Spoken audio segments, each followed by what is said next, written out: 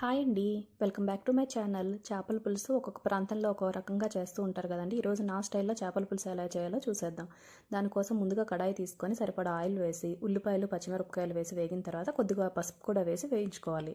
ఉప్పు పసుపు వేసి శుభ్రంగా వాష్ చేసుకున్న చేప ముక్కలను కూడా ఒక్కొక్కటిగా వేసుకొని రెండు వైపులా వేయించుకోవాలి.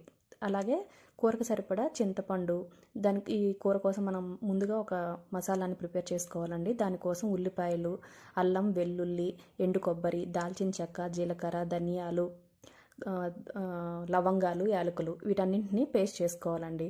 అలాగే వీడియోలో చూపించిన విధంగా చాలా స్లోగా రెండు వైపులా టర్న్ చేసుకుంటూ బాగా వేగనివ్వాలి చేప ముక్కలను. తర్వాత కూరకు సరిపడా ఉప్పు, కారం, అలాగే ముందుగా మనం ప్రిపేర్ చేసుకున్న మసాలాను కూడా వేసి ఇంకా గరిట పెట్టకూడదండి.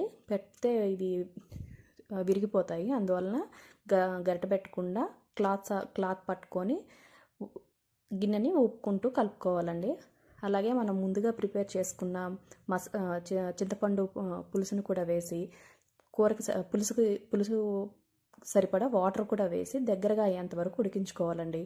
కొద్దిగా కొత్తిమీర, అలాగే దించే ముందు కొంచెం గరం మసాలాను కూడా వేసి బాగా దగ్గరగా అయ్యేంత వరకు ఉడికించుకుంటే ఎంతో టేస్టీగా ఉండే చేపల కూర అనేది రెడీ అయిపోతుందండి. ఈ పులుసు చాలా బాగుంటుందండి. అప్పటికప్పుడు వేడిగా తిన్నా బాగుంటుంది. అలాగే లేకపోతే నెక్స్ట్ డేకి కానీ ఈవినింగ్కి కానీ తీసుకున్నా కూడా చాలా బాగుంటుందండి. ఒకసారి ఈ విధంగా ట్రై చేసి చూడండి. చాలా అంటే చాలా బాగుంటుంది.